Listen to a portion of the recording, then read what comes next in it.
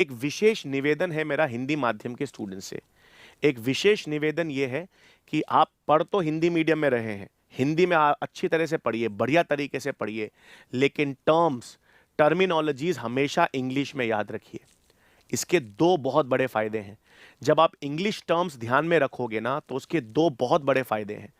पहला फायदा यह है कि जब नीट में क्वेश्चन आता है, और नीट में हिंदी और इंग्लिश दोनों में क्वेश्चन आता है, अगर हिंदी में कोई त्रुटि हो गई, हिंदी में अगर कोई गलती हो गई, तो अंग्रेजी वाला क्वेश्चन ही मान्य रहता है। यह आपको पता भी होगा, आपने पुराने सिस्टम में देखा भी होगा। बहुत बार हिंदी के क्वेश्चन में अगर कोई गलती आ जाती है, कोई त्रुटि आ जाती है, तो फिर अंग्रेजी वाला क्वेश्चन ही मान्य रहता है।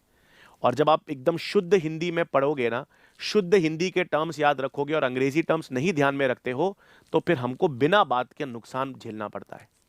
तो वो नुकसान आपको ना झेलना पड़े, इसलिए अंग्रेजी के टर्म्स याद रखो। पढ़ो इंग्लिश हिंदी में, बिल्कुल हमारी मातृभाषा है, बिल्कुल हिंदी में पढ़िए, हिंदी में बढ़िया तरीके से याद रखिए, हिंदी में समझिए, कोई दिक्कत नहीं है। लेकिन टर्म्स अंग्रेजी के याद रखिए, ताकि किसी और की गलती का जो भुगतान है वो हमको ना करना पड़े। और दूसरा बच्चों, जब आप एमबीबीएस में एडमिशन लोगे, तो एमबीबीएस हिंदी में नहीं होती है। तो जब एमबीबीएस आप पढ़ोगे, एमबीबीएस में कोई प्रोफेसर आपको लेक्चर देंगे, तो अगर आपको पहले से अंग्रेजी टर्म्स, इंग्लिश टर्म्स मालूम होंगे, तो उससे बहुत आसानी होगी आपको एमबीबीएस में भी। तो इसलिए बार बार आपसे कहूंगा मैं, थोड़ी सी मेहनत लगती है, लेकिन अगर आपने अंग्रेजी टर्म्स समझ लिए, तो आपको आगे चलकर दिक्कत नहीं आएगी।